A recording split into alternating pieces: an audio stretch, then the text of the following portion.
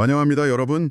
흩어져 있는 지식의 조각들을 모아서 세상을 이해하는 거대한 그림으로 완성해드리는 심층 탐구 시간에 오신 것을 환영합니다. 네, 반갑습니다. 여러분 매일 아침 시리얼에 붙는 우유 한 잔이라 아니면 금요일 저녁 식탁에 오르는 육즙 가득한 스테이크 드실 때 말이죠. 그 이면에 얼마나 거대한 산업적 그리고 생태학적 톱니바퀴가 맞물려 돌아가고 있는지 혹시 떠올려 보신 적 있으신가요? 아마 대부분은 식탁 위에 음식만 보시지 그 뒤의 과정은 잘 생각하지 못하실 겁니다. 맞아요. 그래서 오늘은 우리가 너무나 당연하게 누리고 있는 이 식량 시스템 뒤에 숨겨진 정말 압도적인 스케일의 진실을 파헤쳐보려고 합니다. 우리가 오늘 살펴볼 자료들이 가축 입문서와 관련된 흥미로운 도표와 텍스트들인데요. 농장이라는 공간에서 매일 쏟아져 나오는 엄청난 양의 가축 배설물, 그리고 이를 처리하고 기후위기를 막기 위해서 전 세계 과학자들과 농가들이 벌이고 있는 아주 치열한 노력들이 오늘의 주제입니다. 자, 이 부분을 본격적으로 파헤쳐보죠. 네, 오늘 우리가 다룰 내용은 단순히 그 농장 뒷마당에서 벌어지는 골칫거리에 관한 이야기가 아닙니다. 현대 농업이 수질 오염이나 지구 온난화라는 이 거대한 환경적 도전에 어떻게 맞서 싸우고 있는지를 보여주는 뭐랄까 아주 정교한 축소판이라고 할 수 있죠. 우리가 섭취하는 단백질과 유제품이 지구의 생태계와 얼마나 치밀하게 연결되어 있는지 확인할 수 있는 중요한 시간이 될 겁니다. 좋습니다. 가장 먼저 짚고 넘어가야 할 건 바로 이 시스템이 품고 있는 엄청난 물리적 규모인데요. 제가 여러 농업 데이터랑 입문서들을 분석하면서 진짜 가장 시선을 사로잡았던 수치가 하나 있었어요. 어떤 수치였죠? 그 덩치가 크고 우유 생산량이 많은 젖소 있잖아요. 젖소 한 마리가 하루에 만들어내는 분뇨의 양이 무려 인간 100명분과 맞먹는다는 사실이었습니다. 아, 100명분이요? 확실히 충격적인 숫자죠. 네. 구체적으로 보면 젖소 한 마리가 하루에 대변을 약 50kg, 그리고 소변을 약 15kg 배출해서 총 65kg을 쏟아냅니다. 이게 체감이 잘 안 되실 수 있는데 돼지가 하루에 대변 3kg, 그리고 소변 1.5kg 정도 배출하고요. 몸집이 작은 닭은 대소변이 섞인 형태로 겨우 150g 정도를 배출하거든요. 이것만 비교해봐도 젖소의 스케일이 확연히 다가오잖아요. 젖소 한 마리가 서 있는 것 자체가 그냥 하나의 거대한 유기물 생산 공장인 셈입니다. 여기서 매력적인 부분은 이 100명분이라는 수치의 이면을 깊이 들여다보는 겁니다. 이게 단순히 배설물의 물리적인 무게나 부피만을 사람하고 비교한 게 아니거든요. 아, 단순한 무게 비교가 아니군요. 네, 이 계산의 근간에는 BOD라는 개념이 있습니다. 생물학적 산소 요구량이라는 매우 중요한 수질 오염 지표가 자리 잡고 있는 거죠. 아, BOD. 그거 저도 학창시절 과학 시간에 들어본 기억이 납니다. 수중의 유기물, 그러니까 오염물질을 미생물이 분해할 때 산소를 얼마나 소비하는지 측정하는 지표 맞죠? 정확합니다. 결국 오염물질이 많을수록 미생물이 정화 과정에서 물속의 산소를 더 많이 고갈시킨다는 뜻이고요. 맞습니다. BOD 수치가 높다는 것은 그 배설물이 강이나 하천으로 그대로 흘러갔을 때 물고기를 비롯한 수중생물들이 숨 쉴 산소를 무섭게 빼앗아 버린다는 의미입니다. 산소가 사라진 하천은 생태계가 붕괴되고 결국 썩게 되죠. 아, 그렇게 연결되는군요. 네, 따라서 젖소 한 마리의 배설물이 인간 100명분이라는 말은 단순히 양이 많다는 걸 넘어서 하천의 수질을 악화시키는 그 환경적 파괴력이 인간 100명과 동일하다는 아주 무거운 뜻을 지니고 있습니다. 와, 그렇게 생태학적 파괴력으로 접근하니까 체감이 확 되네요. 그럼 만약에 여러분 80마리의 젖소를 키우는 그냥 평범한 중소규모 목장이 있다고 가정해볼까요? 80마리라면 곱하기 100을 하면 되니까 인구 8,000명이네요. 그렇죠. 그 목장 하나가 매일 뿜어내는 분뇨의 환경적 부담이 인구 8,000명이 사는 작은 마을 전체, 그러니까 대규모 아파트 단지 몇 개가 매일 쏟아내는 생활 하수랑 완벽하게 맞먹는다는 계산이 나옵니다. 동대 아파트 단지 규모의 오염물질이 매일 한 목장에서 발생한다고 생각해보면 이걸 어떻게 처리하느냐가 단순한 농가의 고민을 넘어서 국가적인 환경과제가 될 수밖에 없습니다. 과거에는 사실 이런 분뇨가 적절히 처리되지 못하고 버려져서 심각한 수질 오염의 주범이 되기도 했었죠. 그러면 이 엄청난 양의 마을 단위 배설물을 대체 어떻게 해야 할까요? 그냥 두면 냄새도 엄청 심할 테고 말씀하신 대로 강으로 흘러가서 수질오염을 일으키잖아요. 그래서 이를 통제하기 위한 법적 전환점들이 마련되기 시작했습니다. 대표적으로 1999년에 일본에서 제정된 가축 배설물법의 사례를 들 수 있는데요. 1999년이면 환경 문제에 대한 인식이 본격적으로 좀 제도화되던 시기군요. 네, 정식 명칭은 가축 배설물의 관리 적정화 및 이용 촉진에 관한 법률입니다. 이 법을 통해 처리시설 정비가 본격적으로 진행되었습니다. 이걸 더 큰 그림과 연결해 보면 현대 농업환경공학의 핵심 철학을 읽을 수 있습니다. 핵심 철학이라면 어떤 걸까요? 단순히 오염물질을 못 버리게 막는 1차원적인 규제가 아니라는 거죠.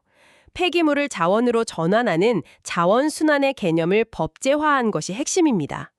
가축의 배설물을 그냥 버려야 할 쓰레기로 본 게 아니라 발효를 시켜서 퇴비나 액비, 즉 액체 비료로 만들어서 다시 밭으로 돌려보내는 겁니다. 아, 발상의 전환이네요. 골칫거리 폐기물이 농업의 귀중한 자원으로 둔갑하는 거니까요. 흙에서 자란 풀을 소가 먹고 소의 부산물이 다시 흙을 비옥하게 만드는 이 자연스러운 사이클을 인간의 기술로 가속화하는 셈입니다. 그렇습니다. 이 방식은 환경 부하를 줄이면서도 비용이 적게 드는 아주 효과적인 방법이죠. 그럼 이 어마어마한 양의 배설물이 실제 농장 현장에서 어떻게 비료로 탈바꿈하는지 그 과정을 좀 살펴볼 텐데요. 제가 자료의 두 번째 이미지, 그러니까 도표를 보면서 분석을 해봤는데 처리 방식이 분뇨의 상태에 따라 완전히 나뉘더라고요. 네, 크게 고영상, 즉 고체 상태와 슬러리나 오수성 같은 액체 상태로 나뉩니다.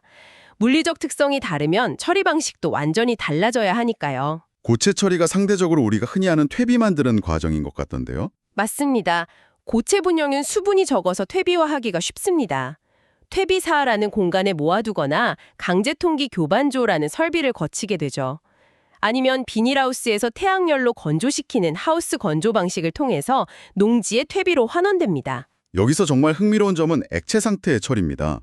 액비화 처리를 위해서 저류조나 폭기 저류조를 거친다고 되어 있는데 액체 분뇨 처리에 들어가는 기술이 생각보다 훨씬 과학적이더라고요. 전문가님, 이 폭기라는 게 정확히 뭔가요? 폭기는 쉽게 말해 공기를 불어넣어 산소를 듬뿍 공급하는 과정을 말합니다. 이 액체 처리에 있어서 아주 마법 같은 역할을 하죠. 네, 뽕에 먹을 산소 발생기 틀어주는 그런 느낌인가요? 아주 좋은 비유입니다. 액체 배설물을 산소가 차단된 탱크에 그냥 방치하면 부패가 일어나면서 심각한 악취가 발생합니다.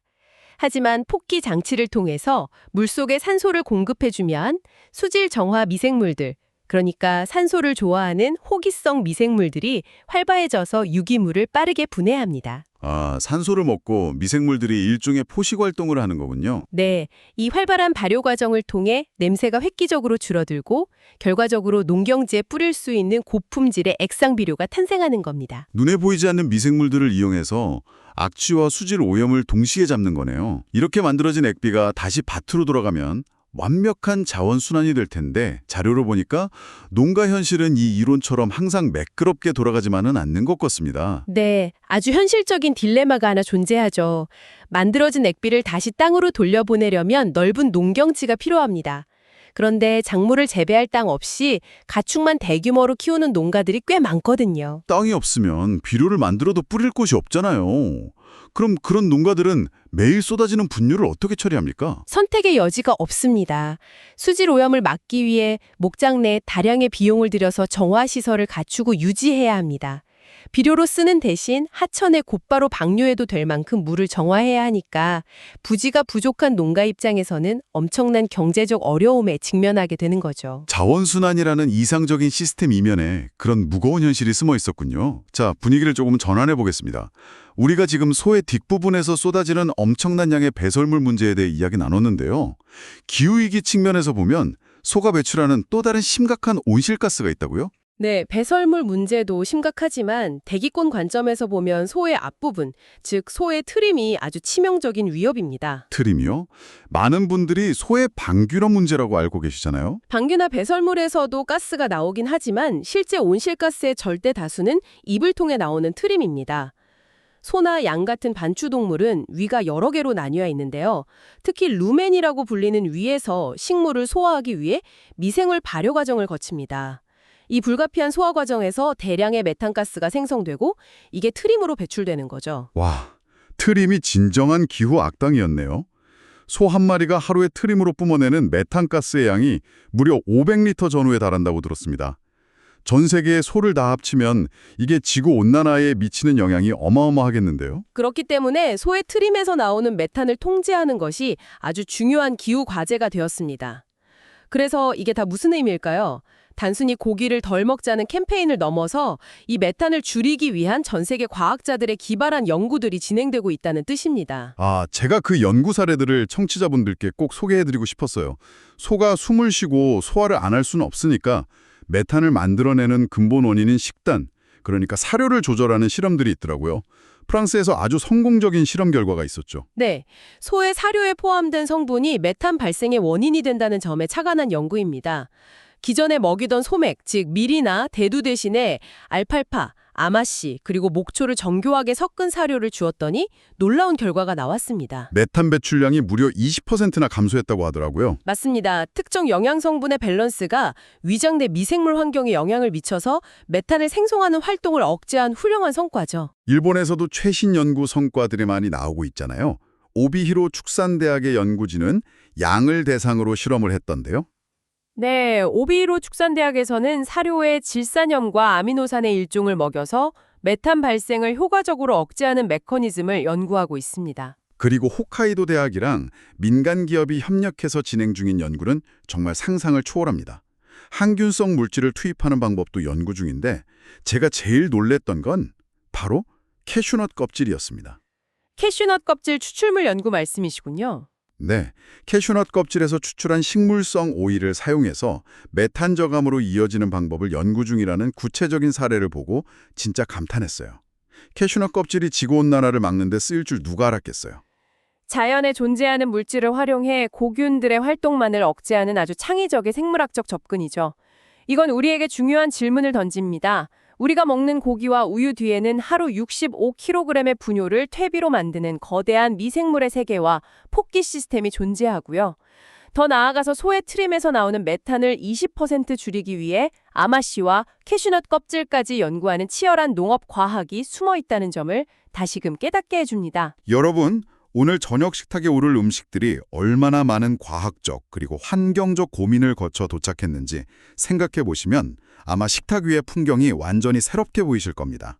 마지막으로 오늘 자료 내용을 바탕으로 여러분이 일상에서 한 번쯤 곱씹어 볼 만한 도발적인 생각거리를 던지며 마무리하고 싶습니다. 어떤 걸까요? 우리는 흔히 기후변화를 막기 위해 거대한 공기 정화 기계나 최첨단 탄소 포집 기술만을 상상하죠.